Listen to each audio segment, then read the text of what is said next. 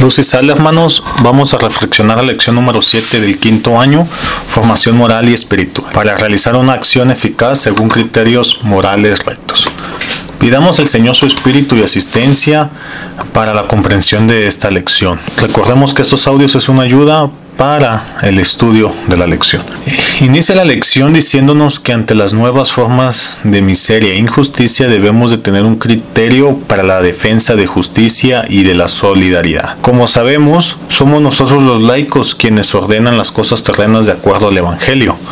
Por esta razón, nuevamente se nos dice que es necesario que el laico se forme para poder llevar este ordenamiento de la mejor manera posible. Esta formación debe de ser en ética y moral, así como en conocimientos científicos, políticos, sociales, económicos y culturales. Además, como también se nos ha dicho, nuestros sacerdotes deben de estar apoyando la formación moral, ética y espiritual, además de dar sugerencia para qué otra formación debemos tomar. Sin embargo, la idea de esto es que laicos y sacerdotes y jerarquía forman un equipo para poder llevar a cabo la doctrina social, en donde se establecerán tareas específicas. Por ello, es de suma importancia la formación en competencias, en conocimientos, en habilidades, ya que éstas ayudarán al laico a la realización de estas tareas, de este servicio que se estará brindando. Esta ayuda que se nos pide de ayudar en la evangelización, hay que recordar que es debido a nuestro bautismo y confirmación, con los cuales obtenemos una identidad eclesial. Y así se conforma una doble experiencia, la temporal y la espiritual. La lección marca que se forma una doble experiencia, la realidad temporal en cuanto a la realidad temporal y a las experiencias de fe, las cuales no se pueden sustituir o no se pueden intercambiar, es decir, ambas deben de existir de manera juntas y diferentes. Una no va a reemplazar a la otra, ni la otra hará las funciones de la primera, sino, como se dice aquí, ambas existen de manera complementarias, fundamentadas en la palabra de Dios y ligadas al mismo fin del reino de Dios. La importancia de estas dos experiencias es que nos permite crear una metodología de acción pastoral, de forma que esta acción pastoral esté regida por las cuestiones terrenas como la historia, la política, la cultura, la economía, las tradiciones del pueblo, etc., pero al mismo tiempo tenga impregnado el espíritu cristiano, lo cual nos va a ayudar a la dignificación de la persona humana por medio de la búsqueda y la resolución de los problemas, generar cambios a favor de la justicia, particularmente en las estructuras sociales, así como el apoyo de programas sociales que ayuden de manera recta y honesta al hombre. Asegurando lo anterior, se podrá tener un progreso individual y social, ya que si el hombre tiene progreso, este progreso de alguna manera se ve reflejada en la sociedad. Esto es de suma importancia porque permite una apertura de modos de trabajo en la iglesia, es decir, si el hombre cambia con la historia y la iglesia trabaja con y para los hombres, es necesario que esta parte de la sociedad sea considerada por parte de la iglesia, con lo cual va a abrir nuevas formas de trabajo acorde a las situaciones que se han originado debido al cambio en la sociedad. Un ejemplo claro es la cuestión digital, la virtualización de la forma de trabajo. Ya en este año 2020 se venían dando, iban avanzando, venían con un ritmo un poco lento, pero venían avanzando, ¿no? Debido a la cuarentena, este tipo de trabajo digital, virtual, se agilizó.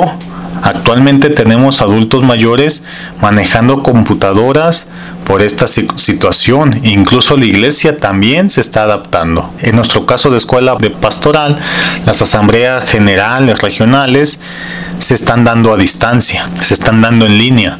En mi experiencia, he ido al banco y a oficina de gobierno a hacer trámites. Me sorprende porque gracias a estas cuestiones de que se están digitalizando las cosas, tardé más en llegar al lugar que en el tiempo que se tardaron en atenderme. En menos de 10 minutos ya tenía los trámites hechos tanto en el banco como en la oficina de gobierno, siendo que antes eran lugares donde ibas a perder prácticamente toda la mañana, mediodía, ¿no? Y de una manera similar, la Iglesia y la doctrina social están abiertas a las nuevas formas de trabajo. Sin embargo, es necesaria la guía del Espíritu para las nuevas opciones de acción en la vida social, lo cual es un criterio de acción. La apertura a los carismas y los dones del Espíritu Santo en el compromiso y acción de la vida social. Otra cuestión sobre la apertura a las nuevas formas de trabajo es que corresponde a un acto de amor y misericordia. Además, estas nuevas formas de trabajo deben de ver siempre a favor de la dignificación de la sociedad, de la persona humana, así como estar operadas bajo los principios y valores fundamentales, tal cual nos dicen los documentos de la jerarquía. Todo lo anterior viene a relucir porque, como se mencionó al inicio, la doctrina social no solo se queda en enseñanza, sino que también se lleva a la práctica. Por ello, la exigencia de la formación en cuestiones sociales para la buena adaptación de la acción pastoral. Dentro de esta acción pastoral se debe incluir el campo político. Aquí la doctrina social es clara. Nos dice bien, si la religión y la política son campos diferentes, autónomos, independientes, estos deben de caminar juntos. Creo que esto que nos dice el documento es porque la política se encarga de regular las cuestiones terrenas dentro de una sociedad, mientras que la iglesia está al pendiente de las cuestiones espirituales. Ya hemos estudiado que parte de estas cuestiones espirituales es cuidar la dignidad de las personas y la sociedad. Yo lo veo de esta manera: mientras la política se encarga de hacer leyes, la iglesia les recuerda a los políticos que esa ley debe de estar a favor del bien común, del bien de la sociedad, del bien de los hombres y sobre todo con miras al progreso. No se pueden estar haciendo leyes que favorezcan a una minoría y someta a la mayoría. No sé si eso les suena familiar. Incluso mi pensar, después de haber estudiado doctrina social, es que los políticos separan a la iglesia del Estado por esta cuestión. Porque hay que recordar que tiempo atrás, rey y obispo, incluso también Estado e iglesia, pues de alguna manera operaban juntos con esta idea, ¿no? Yo hago leyes, hay que ver por el progreso, por el bien común. Entonces el Estado, pues haciendo mal uso de sus facultades, hace leyes que favorecen a unos cuantos o a ellos mismos, y es donde la iglesia les recuerda este deber que tienen que tener para con la sociedad de hacer leyes justas para todos. Y bueno, le dice: ¿sabes qué, iglesia? Ahí nos vemos, tú ya no trabajas conmigo. Repito, ese es mi pensar, esa es mi conclusión después de haber estudiado doctrina social, suponiendo que todo es de una manera orgánica, como nos decían lecciones atrás. Otra cuestión que nos recuerda el documento es que nosotros, como ciudadanos, como miembros de una sociedad, debemos de estar involucrados al menos con un grado mínimo en el campo político. No podemos hacer la política a un lado.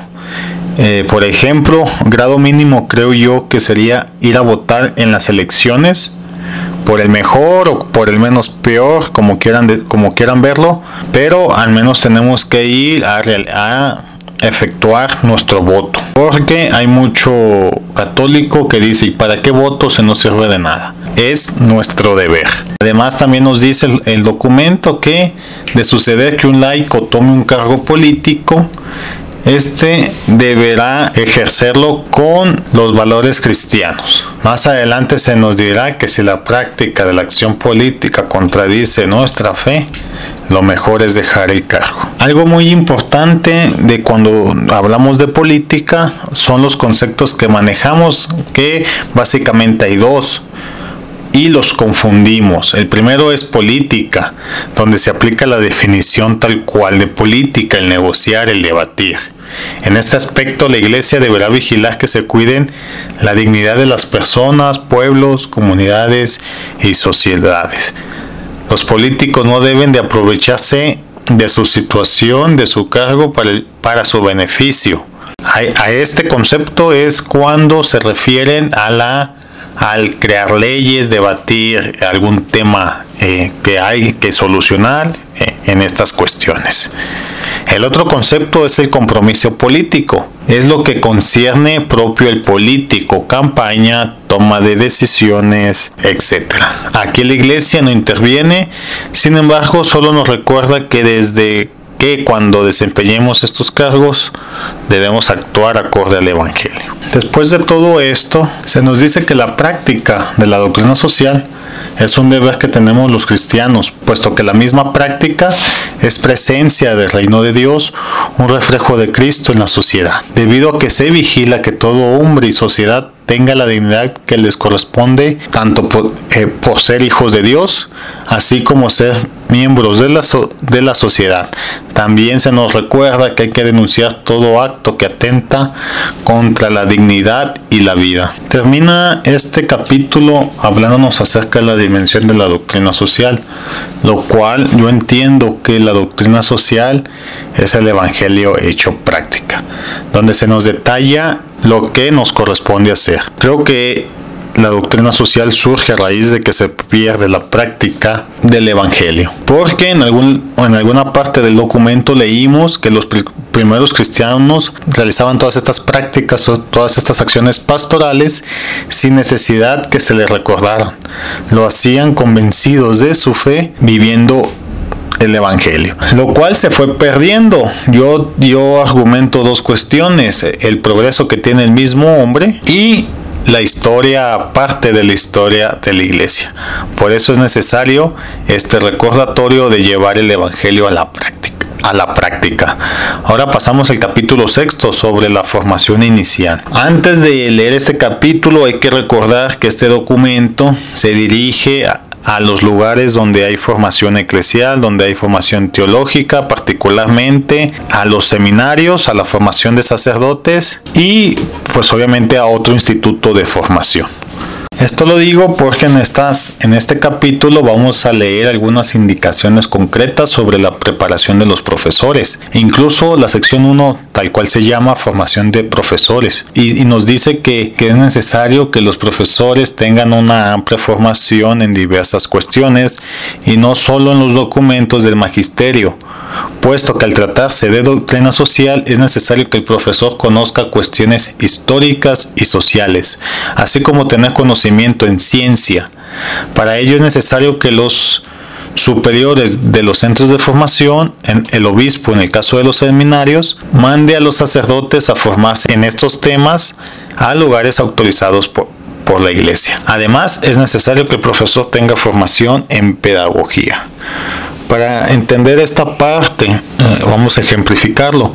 Si un profesor va a hablar de la encíclica Rerum Novarum, la cual habla sobre las cuestiones de los obreros de aquella época, hay que recordar que el documento está escrito para una época en concreto, entonces es necesario que el profesor o quien esté enseñando esto conozca las cuestiones históricas que hay detrás o del motivo de que llevan al Papa a escribir este documento, para que la enseñanza de doctrina social sea más completa. Y esto que les digo es de suma importancia, porque con esto se va a entender, como les dije, el fondo del Evangelio, de la encíclica, porque el Papa nos escribe este documento, ya que si no se hace, se nos dice que la enseñanza solo se va a quedar en una charla de lo que el Evangelio nos dice que debamos hacer.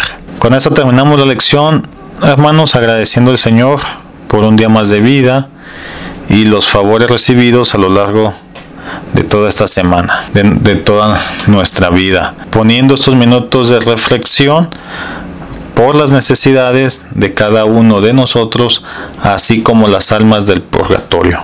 Luz y sal. Hasta luego.